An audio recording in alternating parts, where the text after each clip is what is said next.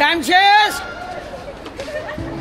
আসসালামু আলাইকুম বন্ধুরা, আজ আপনাদের সামনে তুলে ধরব পুরান ঢাকার এক রহস্যময় প্রাসাদে, যার নাম রোজ গার্ডেন প্যালেস। টিকাতুরীর কামিনী মোহন দাস লেনে অবস্থিত। আজকের এই ভিডিওতে আপনারা জানতে পারবেন এই প্রাসাদের অজানা কাহিনী, যা আপনাদের মুগ্ধ করবে। চলুন প্রথমে জানি এই প্রাসাদের জন্মের গল্প। 1931 সাল ঢাকার এক প্রতিপত্তিশালী জমিদার ঋষিকেশ দাস তৈরি করেন এই অপরূপ প্রাসাদ। 22 বিঘা জমির উপর গড়ে তোলেন এই কমপ্লেক্স। ছিল দুর্লভ প্রজাতির গোলাপের এক বিশাল বাগান, যার নাম থেকে এই স্থানের নাম হয় রোজ গার্ডেন। কিন্তু জানেন কি, এই প্রাসাদ তৈরির পেছনে ছিল এক হৃদয় বিদারক গল্প। ঋষিকেশ দাস নিম্নবর্ণের হিন্দু হওয়ায় তৎকালীন উচ্চবিত্তদের সমাজে তার স্থান ছিল না। বলদা গার্ডেনের পার্টিতে তাকে জাতিগতভাবে অপমান করার কারণে সে এই অপমানের প্রতিশোধ নিতে তিনি গড়ে তোলেন এই রোজ গার্ডেন, যা বলদা গার্ডেনকেও ছাড়িয়ে যায় সৌন্দর্যে।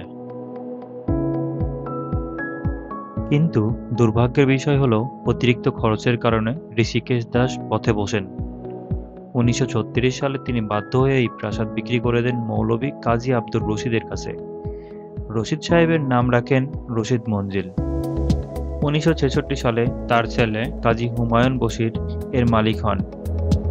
তখন থেকে স্থানীয়ভাবে এটি পরিচিত হয় হুমায়ুন সাহেবের বাড়ি নামে। 60-এর দশকে এই প্রাসাদ ভাড়া দেওয়া হয় Bengal studio and motion pictures লিমিটেডের কাছে। এখানে প্রথম চলচ্চিত্র হারানো দিন এর শুটিং হয়। এরপর থেকেই ফিল্ম, স্টুডিও এবং বিয়ে শাদীর অনুষ্ঠানের জন্য বিখ্যাত হয়ে ওঠে। 1949 সালে 23শে জুন রশিদ মঞ্জিলে এক ঐতিহাসিক সভায় গঠিত হয় পূর্ব পাকিস্তান আওয়ামী মুসলিম লীগ। পরে 1953 সালে মুসলিম শব্দটি বাদ দেওয়া হয়। কাজী মোহাম্মদ বশির, যিনি ছিলেন 1953 থেকে 58 সালের ঢাকা সিটি কর্পোরেশনের চেয়ারম্যান, যার বাড়িতে নিয়মিত রাজনৈতিক নেতারা মিলিত হতেন। এবার চলুন দেখি এই প্রাসাদের স্থাপত্য সৌন্দর্য। 45 ফুট উঁচু এবং 7000 বর্গফুটের এই প্রাসাদটি কলোনিয়াল এবং বাঙালি স্থাপত্যের এক অপূর্ব সংমিশ্রণ। মূল ভবনের চারপাশে রয়েছে 10টি করিন্থিয়ান স্তম্ভ, প্রতিটি 34 ফুট উঁচু।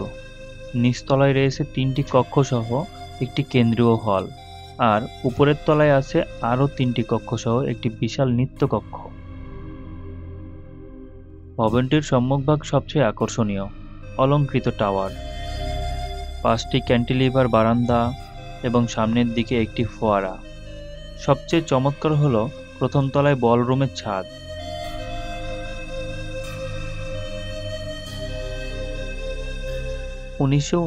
সালের 21শে ডিসেম্বর প্রত্নতত্ত্ব বিভাগ এটিকে জাতীয় ঐতিহ্য হিসেবে ঘোষণা করেন।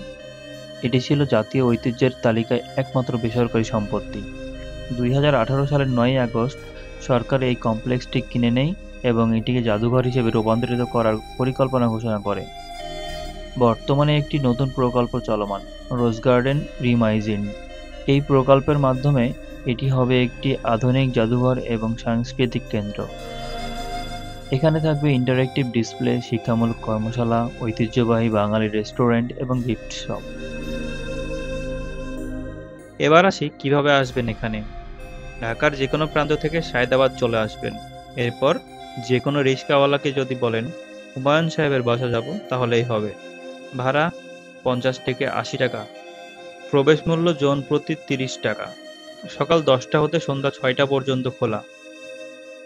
তবে এখানে একটি বিষয় খুব খারাপ লেগেছে। যিনি ফ্রন্ট ডেস্কে টিকিট বিক্রি করছেন, তিনি ভিডিও অন করে টিকিট নিতে দুর্ব্যবহার করেছেন। বলেন ওনার পারমিশন নিতে হবে।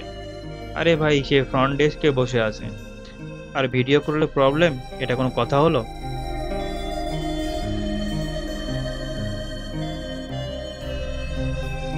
এই সমস্ত ছোটখাটো ব্যাপার যদি সাইডে রাখি, ওভারঅল ঢাকার মধ্যে এক ঐতিহাসিক স্থাপনা, যে কারো ঢাকা শহরের বদ্ধ দেওয়ালের ভেতরে আবদ্ধ থাকা মানুষগুলোর জন্য রহমত স্বরূপ।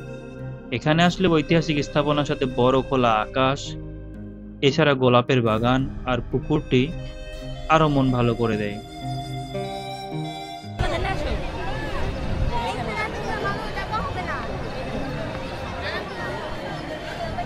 এই কি করো তোমরা এখানে?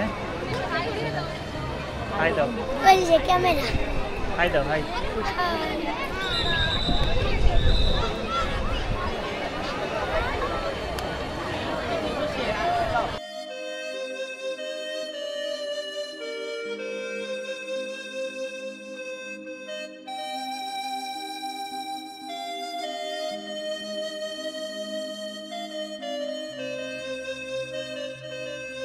ভিডিওটি ভালো লাগলে লাইক করুন, শেয়ার করুন এবং আমাদের চ্যানেলটি সাবস্ক্রাইব করতে ভুলবেন না।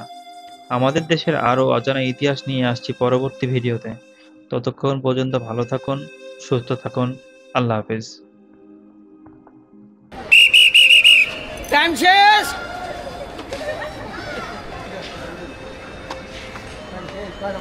তাছাড়া এখানে কি তাল মাথার উপরে পড়ে যেতে পারে? তো সম্ভাবনা আছে। তাহলে এখানে একটা ওয়ার্নিং দিতে হবে, নাহলে তো দিছিলাম সিরালায়। টাইম কয়টা থেকে কয়টা পর্যন্ত? 10টাতে 6টা। 10টার থেকে 6টা। কোন সময়টাতে? তাই রানসের একটু টাইম দেই, হ্যাঁ।